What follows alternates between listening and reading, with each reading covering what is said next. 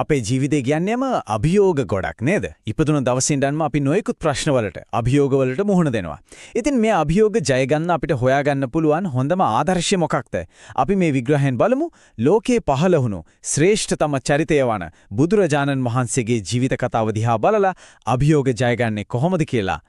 හොඳයි. අපි මේ ගමන පටන් ගන්න කලින් පොඩ්ඩක් හිතලා බලමු අපි කොහොමද ඇත්තටම ජීවිතයේ එන අභියෝගවලට මුහුණ දෙන්නේ.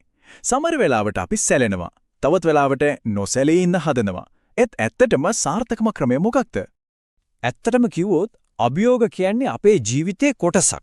ඒකෙන් ගැලවෙන්න බෑ. හැබැයි අභියෝගවලට සාර්ථකව මුහුණ දීපු ශ්‍රේෂ්ඨ චරිත දිහා බැලුවම අපිට ඒවට මුහුණ දෙන්න ඕන විදිය ගැන ගොඩක් දේවල් ඉගෙන ගන්න පුළුවන්. ඒ නිසා අපි බලමු ලෝකේ පහළ වුණු ශ්‍රේෂ්ඨතම චරිතයක් වන බුදුරජාණන් වහන්සේගෙන් අපිට ඉගෙන ගන්න පුරුවන් මොනවද කියලා. දැන් බලන්න බුදුහාමුදුරුවන්ගේ අවුරුදු 45ක බුද්ධ චරිතය. ඒක සම්පූර්ණයෙන්ම අභියෝග වලින් පිරුණු ගමනක්. සමහර විට ඉතිහාසයේ වෙන කිසිම කෙනෙක් මුහුණ දීලා නැති තරම් අභියෝග ප්‍රමාණයකට උන්වහන්සේ මුහුණ දුන්නා වෙන්නත් පුරුවන්. අන්න ඒ නිසාමයි උන්වහන්සේගේ ජීවිතය අභියෝග ජය ගැනීම ගැන අපිට ලැබෙන හොඳම ආදර්ශය වෙන්නේ. ඉතින් උන්වහන්සේ මුහුණ දීපු ලොකුම අමාරුම සටන මොකක්ද? ඒක පිටකෙනෙක් එක්ක කරපු සටනක් නෙමෙයි. ඒක තමන්ගේම හිතත් එක්ක කරපු සටන. බුද්ධත්වයට පත්වීමේ ඒ අතිශය දුෂ්කර අභ්‍යන්තර අභියෝගය. බුද්ධත්වයට පත්වුණ ගමන්ම උන්වහන්සේගේ මුවින් නිකුත් වුණු මේ උදාන ගාතාව අහන්න. අනේක ಜಾති සංසාරං මේකෙන් කියවෙන්නේ මේ දුකට හේතු වන ගේ හදන කෙනා හොයාගෙන සංසාරේ පුරාම ආවත් හම්බුනේ නැහැ කිලයි. හිතන්නකෝ ඒ සෙවිම තිබුණු අභියෝගය. එතකොට කවුද මේ ගේ හදන කෙනා? මේ ගෘහකාරකයා. වෙන කවුරුත් නෙමෙයි. ඒ තමයි තණ්හාව. ආයෙත් අපිව මේ දුක්ඛිත සංසාරේ ගිතර හිර කරන අපේ ඇහැට නොපෙනෙන බලවේගය. බුදුරජාණන් වහන්සේ පරාජය කළේ මෙන්න මේ ඇතුලෙන්ම හිටපු සතුරාවයි. හරි. ඒ කාලේ මාර සේනාව වගේ අද ඉගෙන ගන්න ළමයින්ට තමන්ගේ ගමනට බාධා කරන මාරයෝ ඉන්නව නේද?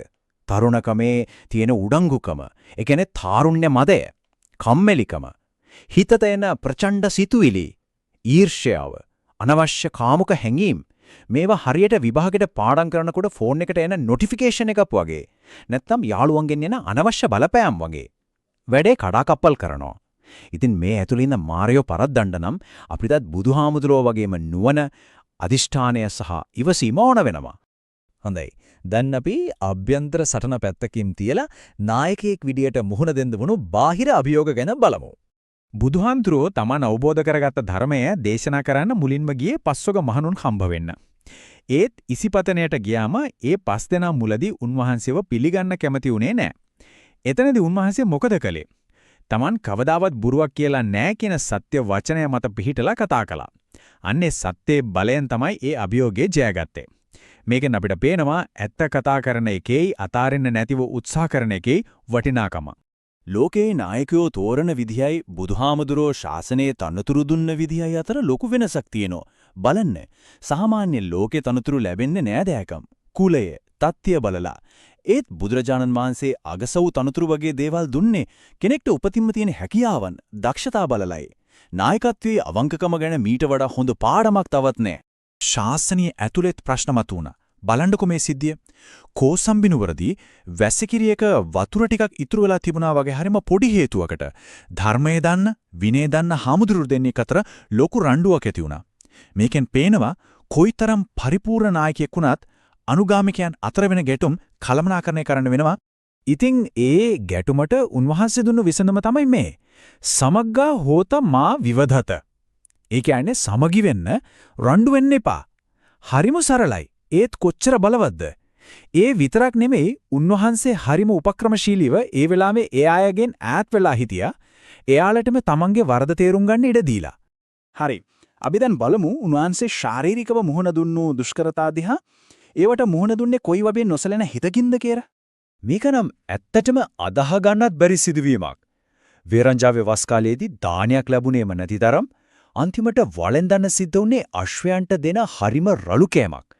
ඒත් උන්වහන්සේ චුට්ටක්වත් සැලුන්නේ නැහැ. ඒ දුෂ්කරතාවයට උපේක්ෂාවෙන්, ඒ කියන්නේ නොසැලෙන හිතකින් මුහුණ දුන්නා.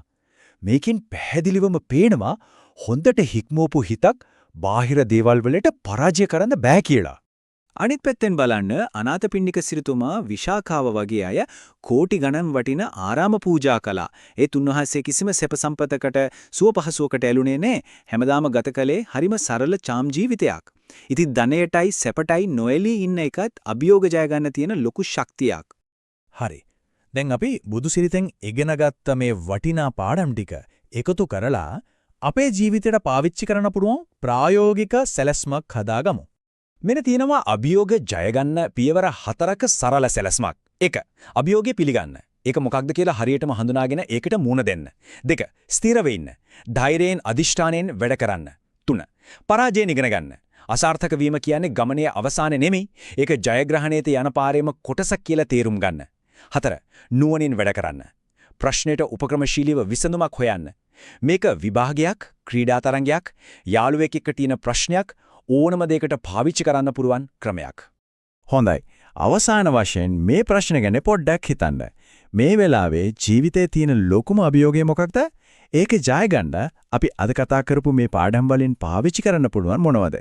ඒ ගැන හිතන එකම ඒ ජයග්‍රහණයට තියෙන පළවෙනි පියවර වෙන්න